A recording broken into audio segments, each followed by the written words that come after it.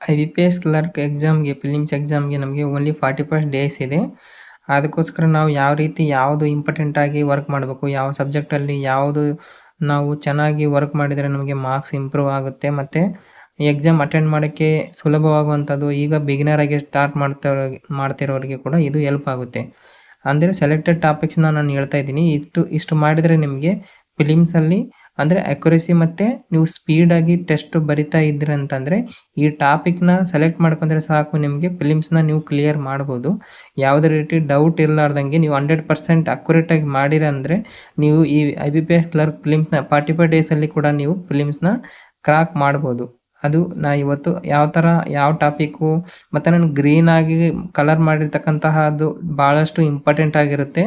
ಅದು ನಾನು ಮತ್ತು ಸ್ವಲ್ಪ ಲೈಟ್ ಆಗಿರ್ತಕ್ಕಂಥದ್ದು ಎಲ್ಲ ಡಾರ್ಕ್ ಗ್ರೀನ್ ಆಗಿರ್ತಕ್ಕಂಥದ್ದು ಅದು ನಿಮಗೆ ಸೆಕೆಂಡ್ ಸ್ಟೇಜಲ್ಲಿ, ಫಸ್ಟ್ ಸ್ಟೇಜಲ್ಲಿ ಫುಲ್ ಗ್ರೀನ್ ಆಗಿರ್ತಕ್ಕಂಥದ್ದು, ಇದು ನಿಮಗೆ ಸೆಕೆಂಡ್ ಸ್ಟೇಜಲ್ಲಿ. ಫಸ್ಟ್ ಸ್ಟೇಜಲ್ಲಿ ಇದನ್ನು ನೀವು ಕಲೀಲೇಬೇಕಾಗಿರೋದು. ಸ್ಟಾರ್ಟ್ ಮಾಡೋಣ. ಡೇ 1 ಅಂದರೆ 1 ಇಂದ 15 ಡೇಸಲ್ಲಿ ನೀವು ಬಿಲ್ಡ್ ಮಾಡಬೇಕು. ಏನಂದರೆ ಪ್ರಾಕ್ಟೀಸ್ ಮಾಡಬೇಕು. ಅಂದರೆ ಫೌಂಡೇಶನ್ ಮತ್ತು ಪ್ರಾಕ್ಟೀಸ್ ಇವೆರಡನ್ನ ನೀವು ಇಲ್ಲೇ 15 ಡೇಸಲ್ಲೇ ಮಾಡಬೇಕು. ಸೆಲೆಕ್ಟೆಡ್ ಟಾಪಿಕ್ಸ್ನಲ್ಲಿ ಕ್ವಾಂಟಲ್ಲಿ ಏನು ಮಾಡ್ಬೇಕಂತಂದರೆ ನೀವು ನೋಡಿ, ಸಿಂಪ್ಲಿಫಿಕೇಶನ್, ಅಪ್ರಾಕ್ಸಿಮೇಷನ್ ನಿಮಗೆ ಮಸ್ಟ್ ಆ್ಯಂಡ್ ಶುಡ್ ಗೊತ್ತಿರಬೇಕು. ಇದು ನಿಮ್ಗೆ ಗೊತ್ತಿರುತ್ತೆ ಮತ್ತು ನೀವು ಪ್ರಾಕ್ಟೀಸ್ ಮಾಡ್ತಾ ಇರ್ತೀರಾ. ಆದರೆ ನಿಮಗೆ ಇದು ಅಕ್ಯುರಸಿಯಾಗಿ ಮತ್ತು ವಿತಿನ್ ಟೈಮಲ್ಲಿ ಒಂದು 3 ಇಂದ 4 ಮಿನಿಟಲ್ಲಿ 15 ಮಿನಿಟ್ಸಲ್ಲಿ ಅಂದರೆ 15 ಕ್ವಶನ್ಸ್ನ ನಿಮಗೆ ಮಾಡೋಕ್ಕೆ ಬಂದಿರಬೇಕು. 3 ಇಂದ 4 ಮಿನಿಟ್ಸಲ್ಲಿ ನಿಮಗೆ 15 ಕ್ವಶನ್ಸ್ನ ನಿಮಗೆ ಮಾಡೋಕ್ಕೆ ಬಂದಿರಬೇಕು. ಅದನ್ನು ನೀವು ಕಂಪ್ಲೀಟಾಗಿ ಆ ಥರ ಪ್ರಾಕ್ಟೀಸ್ ಮಾಡಬೇಕು. ಇದು ಮಾತ್ರ ನೀವು ಬಿಡಬಾರ್ದು. ಸಿಂಪ್ಲಿಫಿಕೇಶನ್ ಮತ್ತು ಅಪ್ರಾಕ್ಸಿಮೇಷನ್ನ ಕ್ವಶನ್ನ. ನಂಬರ್ ಸೀರೀಸ್ನ ಕೂಡ ಇದರಲ್ಲಿ ಒಂದು 3 ಆದರೂ ನಿಮ್ಗೆ ಈಸಿ ಬಂದಿರುತ್ತೆ. 3 ಆದರೂ ನೀವು ಅಟೆಂಪ್ಟ್ ಮಾಡಲೇಬೇಕು ಮತ್ತು ವಿತಿನ್ ಟೈಮಲ್ಲಿ ಮಾಡಬೇಕು. ಟೈಮ್ ವೇಸ್ಟ್ ಮಾಡಬಾರ್ದು. ಮತ್ತು ಇದು ಪರ್ಸೆಂಟೇಜ್ ಯಾವುದಕ್ಕೆ ಯೂಸ್ ಆಗುತ್ತೆ ಅಂದರೆ ನಮಗೆ DIಗೆ ಮತ್ತು ನಿಮ್ಮ ಪರ್ಸೆಂಟೇಜ್ ಕ್ವಶನ್ಸು ಬಂದಿರ್ತವೆ ಆರ್ಥಮೆಟಿಕಲಿ. ಅದಕ್ಕೂ ಕೂಡ ನೀವು ಪರ್ಸೆಂಟೇಜ್ನ ಪ್ರಾಕ್ಟೀಸ್ ಮಾಡಬೇಕು. ನೀವು ಫೌಂಡೇಶನ್ನ ಕಂಪ್ಲೀಟ್ ಮಾಡಿರ್ತೀರಿ ಮತ್ತು ಇದನ್ನು ನೀವು ಇಂಪಾರ್ಟೆಂಟ್ ಆಗಿ ಬಿಡಬಾರ್ದು ನೀವು ಪರ್ಸೆಂಟೇಜ್ ಟಾಪಿಕ್ನ.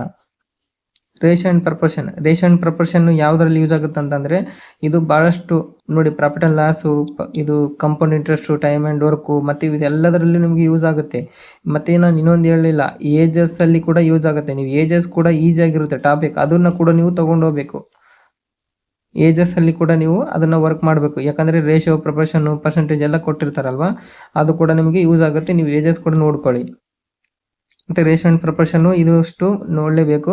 ಇದನ್ನು ಕಲ್ತ್ರೆ ಇದನ್ನು ಮತ್ತು ಪರ್ಸೆಂಟೇಜನ್ನು ನೀವು ಎರಡನ್ನ ತಿಳ್ಕೊಂಡ್ರೆ DIಯಲ್ಲಿ ಕ್ವಶನ್ನ ನೀವು ಯಾವ ಬೇಕಾದರೂ ಕ್ವಶನ್ ಕೊಟ್ಟರು ಕೂಡ ನೀವು ಮಾಡೋಕ್ಕೆ ಬರುತ್ತೆ. ಆದರೆ ನೀವು DIನ ಯಾವ ಥರ ಇಂಪ್ರೂವ್ ಮಾಡ್ಕೋಬೇಕಂತಂದರೆ ಇಂಪಾರ್ಟೆಂಟಾಗಿ DI ಕಲಿಬೇಕಂತಂದರೆ ನಾನು ವಿಡಿಯೋ ಮಾಡಿದ್ದೀನಿ. ಯಾವ ರೀತಿ ಅಂತಂದರೆ ನಿಮಗೆ 20 ಟೇಬಲ್ಸ್ ಬರಬೇಕು ಮತ್ತು ಪರ್ಸೆಂಟೇಜು ಯಾವ ರೀತಿ ಮಾಡ್ಕೋಬೇಕು, ರೇಷಿಯೋ ಯಾವ ರೀತಿ ತೆಗಿಬೇಕು, ಅವರೇಜ್ನ ಯಾವ ರೀತಿ ತೆಗಿಬೇಕು ಅನ್ನೋದು ನೀವು ಇಂಪಾರ್ಟೆಂಟಾಗಿ ರೇಷಿಯೋ, ಪ್ರಾಫಿಟ್ ಆ್ಯಂಡ್ ಲಾಸು ಮತ್ತು ಇವೆಲ್ಲ ನೀವು ಸೆಕೆಂಡಾಗಿ ಫಸ್ಟು ಇವೆಲ್ಲ ಗೊತ್ತಿರಬೇಕು. ಈ ಕ್ವಶನ್ಸು ಮೇನಾಗಿ ಕೊಡ್ತಾರೆ. ಮತ್ತು ಕ್ವಾಡ್ರಾಟಿಕ್ ಈಕ್ವೇಷನ್ ಅಂತ ಕರಿತೀವಲ್ವ, ಅದು ಕೂಡ ನೀವು ಕಲಿಯಲೇಬೇಕು. ಕ್ವಾಡ್ರಾಟಿಕ್ ಈಕ್ವೇಷನ್ ಕೂಡ ಅದು ಕೂಡ ಇಂಪಾರ್ಟೆಂಟ್ ಆಗಿರುತ್ತೆ. ಅದು ಕೂಡ ನೀವು ಇದರಲ್ಲಿ ಇನ್ಕ್ಲೂಡ್ ಮಾಡ್ಕೊಳ್ಳಿ. ಮತ್ತು average, profit and loss, simple impression, compound interest, time and work, speed ಮೇಲೆ ನೀವು ಇದನ್ನು ವರ್ಕ್ ಮಾಡಿದ್ರು ನಡೆಯುತ್ತೆ, ಮಾಡಿಲ್ಲ ಅಂದ್ರೂ ನಡೆಯುತ್ತೆ. ಬಟ್ ಇದು ಫಸ್ಟ್ ಸ್ಟೇಜಲ್ಲಿ ನೀವು ಇದು ಗ್ರೀನ್ ಆಗಿರೋದು, ನೆಕ್ಸ್ಟಲ್ಲಿ ಆವ್ರೇಜ್, ಪ್ರಾಫಿಟ್ ಮತ್ತು simple interest, compound interest, time and work, ಆಮೇಲೆ ನೀವು ಮಾಡಿದರೆ ಟೈಮ್ ಆ್ಯಂಡ್ ಡಿಸ್ಟೆನ್ಸ್ ಕೂಡ ವರ್ಕ್ ಮಾಡ್ಬೋದು. ಮತ್ತು ಸೆಲೆಕ್ಟೆಡ್ ಟಾಪಿಕ್ನ ತೊಗೊಳ್ಳಿ. ಇಂಪಾರ್ಟೆಂಟ್ ಆಗಿರೋದನ್ನು ತೊಗೊಂಡ್ರೆ ನಿಮಗೆ ಇಂಪ್ರೂವ್ಮೆಂಟ್ ಆಗೋದು ಕಾಣುತ್ತೆ ಮತ್ತು ನೀವು ಅದ್ರ ಬಗ್ಗೆನೇ ವರ್ಕ್ ಮಾಡೋಕ್ಕೆ ಯೂಸ್ ಆಗುತ್ತೆ. ಮತ್ತು DIL ಅಂತಂದರೆ 2 DI ಬಂದೇ ಬರುತ್ತೆ ಕ್ವಶನಲ್ಲಿ, ಅದು ಕೂಡ ಈಸಿಯಾಗಿರುತ್ತೆ. ಅದನ್ನು ನಿಮಗೆ ಓನ್ಲಿ ಜಸ್ಟ್ ಆ DIನ ಅರ್ಥ ಮಾಡ್ಕೊಳಕ್ಕೆ ಬಂದಿದ್ರೆ ಸಾಕು, ನೀವು DIನ ಬಿಡಿಸ್ತೀರಾ. ಪರ್ಸೆಂಟೇಜು, ರೇಷಿಯೋ ಮೇಲೇ ಇರುತ್ತೆ ಕ್ವಶನು ಮತ್ತು ಆವರೇಜ್ ಮೇಲೆ ಒಂದು ಸ್ವಲ್ಪ ಇರುತ್ತೆ. ನೀವು ಮಾಡೋಕ್ಕೆ ಬಂದರೆ ಪ್ಲಸ್ ಮೈನಸ್ ಮಾಡೋಕ್ಕೆ ಬಂದರೂ ಕೂಡ ನೀವು DI ಮಾಡ್ತೀರಾ. ಅದಕ್ಕೋಸ್ಕರ ನೀವು ಆ ಕ್ವಶನ್ನ ಅರ್ಥ ಮಾಡ್ಕೋಬೇಕಂತಂದರೆ ನೀವು ಡೈಲಿ 5 DIಸ್ನ ಮಾಡಲೇಬೇಕು. ಕಂಪಲ್ಸರಿ ನೀವು ಡೈಲಿ 5 DIನ ಮಾಡಲೇಬೇಕು. ಅದು ಆನ್ಲೈನಲ್ಲಿ ಸರ್ಚ್ ಮಾಡಿ ನೋಡಿ, PDF ನೋಡಿ, ಯಾವುದರಲ್ಲಿ ಆದರೂ ಕೂಡ ನೀವು ಡೈಲಿ 5 DI ಮಾಡಲೇಬೇಕು. ಮತ್ತು ಇದು ಏನಾಗಿರುತ್ತೆ ಅಂದರೆ ನಿಮಗೆ ಸ್ಕೋರಿಂಗ್ ಸಬ್ಜೆಕ್ಟ್ ಆಗಿರುತ್ತೆ. ಸ್ಕೋರ್ ಮಾಡೋಕ್ಕೆ ಭಾಳಷ್ಟು ಯೂಸ್ ಆಗುತ್ತೆ ಇದು ಚೆನ್ನಾಗಿ ನಿಮಗೆ ಬಂದರೆ. ರೀಸನಿಂಗ್ನಲ್ಲಿ ನೀವು ಫೋಕಸ್ ಮಾಡಬೇಕಾಗಿರ್ತಕ್ಕಂಥದ್ದು ಇನ್ಎಕ್ಲಿಟಿ ಭಾಳ ಈಸಿಯಾಗಿರುತ್ತೆ. ನೀವು ಒಂದ್ಸರಿ ನೋಡ್ಕೊಂಡ್ರೆ ಸಾಕು, ಇದು ಅರ್ಥ ಆಗ್ಬಿಡುತ್ತೆ. ಸಿಲಲಿಸಮ್ ಸ್ವಲ್ಪ ಲಾಜಿಕ್ ಆಗಿರುತ್ತೆ, ಆದರೆ ಅಂಡರ್ಸ್ಟ್ಯಾಂಡಿಂಗ್ ಆಯ್ತು ಅಂದರೆ ಭಾಳ ಈಸಿ. ಕೋಡಿಂಗು ಅಂದರೆ ಫಿಲಿಮ್ಸ್ ಲೆವೆಲಲ್ಲಿ ಈಸಿಯಾಗಿ ಕೊಟ್ಟಿರ್ತಾರೆ, ಜಸ್ಟ್ ನೀವು ಒಂದ್ಸರಿ ಅರ್ಥ ಮಾಡ್ಕೋಬೇಕು ಮತ್ತು ಅದನ್ನು ಡೈಲಿ ಕ್ವಶನ್ನ ಪ್ರಿಪ್ರೇಷನ್ ಮಾಡ್ಕೊಂಡು ಹೋಗ್ಬೇಕು. ಬ್ಲಡ್ ರಿಲೇಷನ್ ನೀವು ಒಂದು ಸ್ವಲ್ಪ ಫ್ಯಾಮಿಲಿ ಯಾವ ರೀತಿ ವರ್ಕ್ ಆಗುತ್ತೆ, ಜನ್ರೇಷನ್ ಯಾವ ಥರ ಇರುತ್ತೆ, ಅದನ್ನೆಲ್ಲ ಕರೆಕ್ಟಾಗಿ ಅರ್ಥ ಮಾಡ್ಕೊಂಡ್ರೆ ಇದು ಕೂಡ ನಿಮಗೆ ಭಾಳಷ್ಟು ಯೂಸ್ ಆಗುತ್ತೆ. ಮತ್ತು ಡೈರೆಕ್ಷನ್ ಅಂದರೆ ಈಸಿಯಾಗಿರುತ್ತೆ. ಒಂದು ಸಾರಿ ಕ್ವಶನ್ನ ನೀವು ಟಾಪಿಕ್ ನೋಡ್ಕೊಳ್ಳಿ, ಈಸಿಯಾಗಿ ಬರುತ್ತೆ. ರ್ಯಾಂಕಿಂಗ್ ಯಾವ ಥರ ಅಂತ ನಿಮ್ಗೆ ಗೊತ್ತೇ ಇರುತ್ತೆ, ಅದು ಕೂಡ ನೀವು ವರ್ಕ್ ಮಾಡ್ಕೊಂಡು ಹೋಗಬೇಕು. ಆಲ್ಫಾನ್ಯೂಮೆರಿಕ್ ಸೀರೀಸ್ ಕೂಡ ಇವು, ಮತ್ತು ಬೇಸಿಕ್ ಫಜಲ್ಸಲ್ಲಿ ಸರ್ಕ್ಯುಲರ್ ಆಗಿರ್ಬೋದು, ಸಿಟ್ಟಿಂಗ್ ಅರೇಂಜ್ಮೆಂಟಲ್ಲಿ ಆಗಿರಲಿ, ಮತ್ತು ಟಾಪ್ ಬಾಟಮು, ಫಜಲ್ ಫ್ಲೋರು ಇವೆಲ್ಲ ಈಸಿಯಾಗಿರುತ್ತೆ. ಅದು ಟಾಪಿಕಲ್ಲಿ ಈಸಿಯಾಗಿ ಕೊಡ್ತಾನೆ.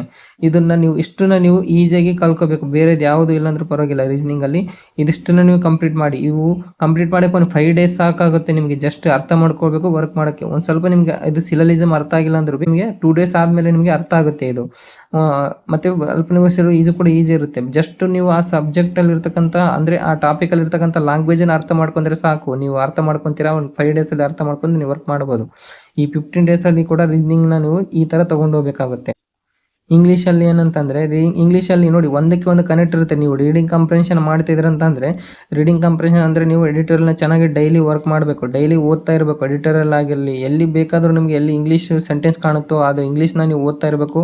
ಅಲ್ಲಿ ನೀವು ಗ್ರಾಮರ್ನ ಒಂದು ರೀತಿ ಐಡೆಂಟಿಫೈ ಮಾಡ್ತಾ ಇರಬೇಕು, ಪಾರ್ಟ್ಸ್ ಆಫ್ ಸ್ಪೀಚ್ನ. ಅವಾಗ ನಿಮಗೆ ಯಾವುದೇ ರೀತಿ ಕನ್ಫ್ಯೂಷನ್ ಇರಲ್ಲ. ಎಕ್ಸಾಮ್ನಲ್ಲಿ ಎರರ್ ಡಿಟೆಕ್ಷನ್ ಭಾಳ ಇಂಪಾರ್ಟೆಂಟ್ ಆಗಿರುತ್ತೆ. ನೀವು ಗ್ರಾಮರ್ ರೂಲ್ಸ್ನ ಕಲಿಬೇಕು, ಇದರಲ್ಲಿ ಎರರ್ ಡಿಟೆಕ್ಷನ್ನು ಯೂಸ್ ಆಗುತ್ತೆ. ಮತ್ತು ನೀವು ಎರರ್ ಡಿಟೆಕ್ಷನ್ ನಿಮಗೆ ಪೂರ್ತಿಯಾಗಿ ಕ್ಲಾಸ್ ನೋಡೋಕ್ಕಾದರೆ ಕ್ಲಾಸ್ ನೋಡಿ. ಅಕಸ್ಮಾತ್ ನೀವು ಕ್ಲಾಸ್ ನೋಡೋಕ್ಕಾಗಿಲ್ಲ ಅಂದರೆ ಯಾವುದಾದ್ರೂ ನೋಟ್ಸ್ ತೊಗೊಳ್ಳಿ. ಆ ನೋಟ್ಸಲ್ಲಿ ನೀವು ಡೈಲಿ ಒಂದು 10 ಇಲ್ಲ 20 ಆದರೂ, ಡೈಲಿ 20 ಆದರೂ ಬೆಳಗ್ಗೆ ಟೈಮಲ್ಲಿ ನೋಡ್ಕೊಳ್ಳಿ. ಮತ್ತು ಅಂದರೆ ಕ್ವಾಂಟ್ ರೀಸನಿಂಗ್ ವರ್ಕ್ ಮಾಡ್ತಾ ಇರ್ತೀರಾ, ಮತ್ತು ಅದ್ರ ಜೊತೆ ಇದು ಕೂಡ ವರ್ಕ್ ಮಾಡಬೇಕು. ನೋಡಿ, ರೀಡಿಂಗ್ ಅಂದರೆ ಎಡಿಟರಲ್ಲಿ ಓದ್ತಾ ಇದ್ದೀರಂತಂದರೆ ನಿಮಗೆ ಪಿಲ್ಲರ್ಸ್ ಕೂಡ ಯೂಸ್ ಆಗುತ್ತೆ. ಫಸ್ಟ್ ಮತ್ತು ಲಾಸ್ಟಲ್ಲಿ ನೀವು ಚೆನ್ನಾಗಿ ಆ ಸೆಂಟೆನ್ಸ್ ಅರ್ಥ ಆಯ್ತಂದರೆ ಇಲ್ಲಿ ಏನು ಬರ್ತಿದೆ ಅಂದರೆ ಪಿಲ್ಲಿಂದ ಬ್ಲಾಂಕ್ಸಲ್ಲಿ ಏನು ಬರ್ತಿದೆ ಅಂತ ನಿಮ್ಗೆ ಗೊತ್ತಾಗ್ಬಿಡುತ್ತೆ. ಕ್ಲೋಸ್ ಟೆಸ್ಟ್ ಕೂಡ ನೀವು ಎಡಿಟರಲ್ಲಿ ಓದೋದ್ರಿಂದಲೇ ಬರುತ್ತೆ. ಅಲ್ಲಿ ನಿಮಗೆ ವೊಕ್ಯಾಬ್ಯುಲರಿ ಗೊತ್ತಿರಬೇಕು ಮತ್ತು ಸೆಂಟೆನ್ಸ್ ಕಾಂಟೆಕ್ಸ್ಟ್ ಗೊತ್ತಿರಬೇಕು. ಬೇಸಿಕ್ ಆಗಿ ಗ್ರಾಮರ್ ನಿಮಗೆ ಗೊತ್ತಿರಬೇಕು. ಅಂದರೆ ಯಾವ ರೀತಿ ನಾವು ಪ್ರಿಪೊಸಿಷನ್ ಯಾವ ಥರ ಯೂಸ್ ಮಾಡ್ತೀವಿ, ಎಲ್ಲಿ ಯಾವ ಥರ ಗ್ರಾಮರ್ ಬರುತ್ತೆ, ಸಬ್ಜೆಕ್ಟು ಮತ್ತು ಅಲ್ಲಿ ನಮಗೆ ಅಬ್ಜೆಕ್ಟ್ ಏನಾಗಿರುತ್ತೆ, ಮತ್ತು ಅಲ್ಲಿ ವರ್ಬ್ ಏನು ಬರುತ್ತೆ, ಅದನ್ನು ಗೊತ್ತಿದ್ದರೆ ಸಾಕು, ನಿಮಗೆ ಅಲ್ಲಿ ಆನ್ಸರ್ ಮಾಡೋಕ್ಕೆ ಬರುತ್ತೆ. ವೊಕ್ಯಾಬ್ಯುಲರಿ ಕೂಡ ನಿಮಗೆ ಇದು ವೊಕ್ಯಾಬ್ಯುಲರಿ ಮೇಲೆ ಬರ್ತಕ್ಕಂಥ ಕ್ವಶನ್ ಇವೆಲ್ಲ ನೀವು ವೊಕ್ಯಾಬ್ಯುಲರಿ ಕೂಡ ಒಂದು ರೀತಿ ನೀವು ಸೈಡಲ್ಲಿ ತೊಗೊಂಡು ಹೋಗ್ಬೇಕು ಬೆಳಗ್ಗೆ ಟೈಮಲ್ಲಿ. ಇದು ಅಂತಂದರೆ ನೀವು ಜಸ್ಟ್ ಕ್ಲಾಸಸ್ನ ನೋಡಬೇಡಿ, ಅಂದರೆ ಡೈಲಿ ನೀವು ಪ್ರಾಕ್ಟೀಸ್ನ ಮಾಡ್ತಾ ಇರಬೇಕು. ಮತ್ತು ಇದ್ರ ಜೊತೆಗೆ ನೀವು ಸೆಕ್ಷನಲ್ ಟೆಸ್ಟ್ನ ಬರಿತಾ ಇರಬೇಕು. Day 16ಇಂದ 30ವರೆಗೆ ಸ್ಪೀಡ್ ಮತ್ತು ಸೆಕ್ಷನಲ್. ಮತ್ತು ಇನ್ನೊಂದು, ನೀವು ಯಾವುದೇ ರೀತಿ ಈಗ ಹೊಸದು ಸಬ್ಜೆಕ್ಟನ್ನ ಒಂದು ಚಾಪ್ಟರ್ನ ನೀವು ತಿಳ್ಕೊಳ್ಳೋದು ಬಿಟ್ಬಿಡಿ. ಈಗ ಡೈಲಿ ಏನು ಮಾಡ್ಬೇಕಂತಂದರೆ ನೀವು ಮೇನಾಗಿ ನೀವು ಸೆಕ್ಷನಲ್ ಟೆಸ್ಟ್ ಬರೀಬೇಕಾಗುತ್ತೆ. ಟೈಮು ಮತ್ತು ಟೈಮಲ್ಲಿ ಪ್ರಾಕ್ಟೀಸ್ ಮಾಡಬೇಕಾಗುತ್ತೆ. ಸೆಕ್ಷನಲ್ ಟೆಸ್ಟ್ ಹಾಕಬೇಕಾಗುತ್ತೆ. ಸೆಕ್ಷನಲ್ ಟೆಸ್ಟು ಕ್ವಾಂಟು ಮತ್ತು ರೀಸನಿಂಗಲ್ಲಿ ಫಜಲ್ ಪ್ರಾಕ್ಟೀಸ್ ಮಾಡ್ತೀರಾ ಮತ್ತು ಸೆಕ್ಷನಲ್ ಟೆಸ್ಟ್ ಮಾಡ್ತೀರಾ. ಇಂಗ್ಲೀಷಲ್ಲಿ RC ಮತ್ತು ಗ್ರಾಮರ್ನ ಪ್ರಾಕ್ಟೀಸ್ ಮಾಡ್ತೀರಾ ಮತ್ತು ಸೆಕ್ಷನಲ್ ಟೆಸ್ಟ್ನ ನೀವು ಮಾಡ್ತೀರಾ.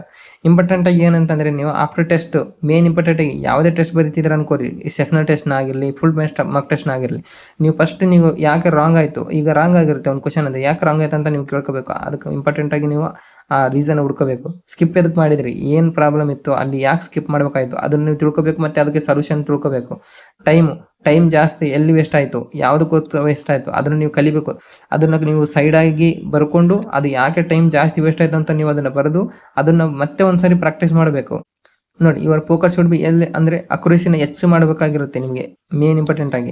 ಮತ್ತು ಸ್ಪೀಡ್ ಕೂಡ, ಯಾಕಂದರೆ ನಮಗೆ ಟೈಮ್ ಭಾಳ ಕಡಿಮೆ ಇರೋದ್ರಿಂದ ಸ್ಪೀಡ್ ಮತ್ತು ಅಕ್ಯುರೇಸಿ ಮೇಲೆ ಭಾಳಷ್ಟು ವರ್ಕ್ ಮಾಡಬೇಕಾಗುತ್ತೆ. ಮತ್ತು ಸಿಲ್ಲಿ ಮಿಸ್ಟೇಕ್ನ ಕಡಿಮೆ ಮಾಡಬೇಕಾಗುತ್ತೆ. ಸಿಲ್ಲಿ ಮಿಸ್ಟೇಕ್ ಆಯಿತು, ನನಗೆ ಗೊತ್ತಿತ್ತು ಆದರೆ ತಪ್ಪು ಮಾಡಿಬಿಟ್ಟೆ ಅಂತೀವಲ್ವ, ಅದು ಕೂಡ ನಾವು ತಪ್ಪನ್ನ ಮಾಡಬಾರ್ದು. ಮತ್ತು ನಾವು ಸಿಲ್ಲಿ ಮಿಸ್ಟೇಕ್ನ ಇಂಪ್ರೂವ್ ಮಾಡ್ಕೊಂಡು ಹೋಗಬೇಕು. 30ಇಂದ 40 ಡೇಸಲ್ಲಿ ಫುಲ್ ಮಾರ್ಕ್ ಟೆಸ್ಟ್ನ ನೀವು ಬರೀತೀರಾ. ಅಂದರೆ ಈಗ ಒಂದು ಟೆಸ್ಟ್ನ ಒಂದು ಡೇ ಏನು ಬರಿತಿದ್ದೀರ ಅಂತಂದರೆ ಅದನ್ನು ಚೆನ್ನಾಗಿ ನೀವು ಅನಾಲಿಸಿಸ್ ಮಾಡಬೇಕಾಗುತ್ತೆ. ಡೋಂಟ್ ಡೂ ಏನು ಮಾಡಬೇಕು, ಏನು ಮಾಡಬಾರ್ದು. ಅಂದರೆ ಮಾರ್ಕ್ ಟೆಸ್ಟ್ ಬರೀತೀರಾ ಮತ್ತು ಸ್ಕೋರ್ ನೋಡ್ತೀರಾ, ಆಮೇಲೆ ನೆಕ್ಸ್ಟ್ ಮಾರ್ಕ್ ಟೆಸ್ಟ್ ಬರೀತೀರಾ. ಇದು ಮಾಡಬಾರ್ದು. ಯಾಕಂದರೆ ನಮಗೆ ಎಕ್ಸಾಮು ನಮ್ಗೆ ಹತ್ರ ಇರೋದ್ರಿಂದ ಮಾರ್ಕ್ ಟೆಸ್ಟ್ನ ನೀವು ಚೆನ್ನಾಗಿ ಬರೀತೀರಾ. ಒಂದೇ ಮಾರ್ಕ್ ಟೆಸ್ಟ್ ಬರೀರಿ ಪರವಾಗಿಲ್ಲ, ಆದರೆ ಅದನ್ನು ಚೆನ್ನಾಗಿ 1 hour ಆದರೂ 1.5 hour ಆದರೂ ನೀವು ಅದನ್ನು ಅನಾಲಿಸಿಸ್ ಮಾಡಬೇಕು. ನೀವು ಅನಾಲಿಸಿಸ್ ಮಾಡೋದ್ರಲ್ಲೇ ಒಂದು ನ್ಯೂ ಟಾಪಿಕ್ನ, ನ್ಯೂ ಕ್ವಶನ್ಸ್ನ ಮತ್ತು ಅಲ್ಲಿರ್ತಕ್ಕಂಥ ಸಬ್ಜೆಕ್ಟ್ನ ಸೊಲ್ಯೂಷನ್ನ ನೋಡೋದ್ರಿಂದಲೇ ನಿಮಗೆ ಮತ್ತೆ ನೀವು ಕಲಿತಾ ಇರ್ತೀರ ಅದರಲ್ಲಿ ನೀವು. ಮತ್ತು ವೀಕ್ ಟಾಪಿಕ್ನ ನೀವು ನೋಡ್ಕೊತೀರಾ, ಯಾಕೆ ಅಂದರೆ ಅದರಲ್ಲಿ ಏನಿದೆ, ವೀಕ್ ಯಾಕಾಯಿತು ಅಂತ. ಮತ್ತು ಆ ವೀಕ್ ಟಾಪಿಕ್ನ ನೀವು ಏನು ಮಾಡ್ತೀರಾ, ಪ್ರಾಕ್ಟೀಸ್ ಮಾಡ್ತೀರಾ. ಆ ಪ್ರಾಕ್ಟೀಸ್ ಮಾಡಿದ್ಮೇಲೆ ನೀವು ರೀಟೆಸ್ಟ್ ಮಾಡ್ಬೋದು, ಅಟೆಂಪ್ಟ್ ಕೊಟ್ಟಿದ್ದಾರೆ ಅದನ್ನು ಮಾಡ್ಬೋದು, ಇಲ್ಲಾಂದರೆ ನೀವು ಬೇರೆ ಟೆಸ್ಟ್ನ ಅದೇ ಪ್ರಾಕ್ಟೀಸ್ ಮಾಡ್ಬೋದು.